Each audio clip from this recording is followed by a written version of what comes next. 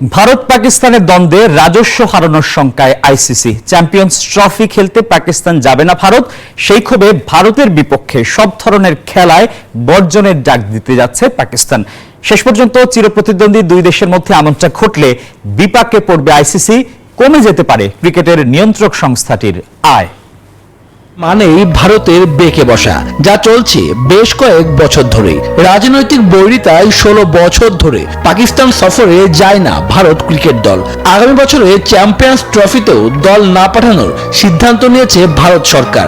আইসিসিকে ইমেলের মাধ্যমে তা জানিয়েছে বিসিসিআই।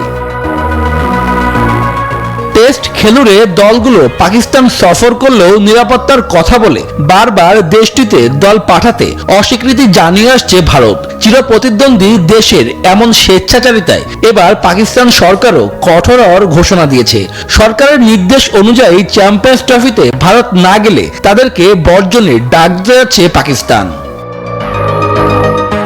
2025 থেকে 2031 এই 7 বছরে ভারতে আইসিসি 4টি বড় ইভেন্ট হওয়ার কথা। এই টুর্নামেন্টগুলোতে পাকিস্তান দল যদি খেলতে না চায় তাহলে অর্থনৈতিক দিক থেকে বড় লোকসানের মুখে পড়বে আইসিসি।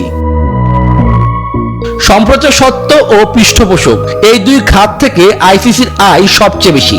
2024 থেকে 2027 সাল পর্যন্ত সম্প্রচার সত্ত্ব থেকে আইসিসির আয় $320 কোটি। বাংলায় হিসাব করলে তার পরিমাণ দাঁড়ায় 38,255 কোটি 52 লাখ টাকা। এই সময়ে অন্যান্য খাত থেকে সংস্থাটি আরো $100 কোটি আয়ের প্রত্যাশা করছে। আইসিসির বিপুল পরিমাণ আয়ের উৎস ভারত পাকিস্তান ম্যাচ। দুই দেশের রাজনৈতিক সংঘাতের কারণে আইসিসির আয় কমে গেলে তা বিশ্ব ক্রিকেটের উপর নেতিবাচক প্রভাব পড়বে। স্বাভাবিকভাবে ক্রিকেট বোর্ডগুলোকে রাজস্ব বণ্টনের হার কমে যাবে। শুভ দেবনাথ, নিউজ 24।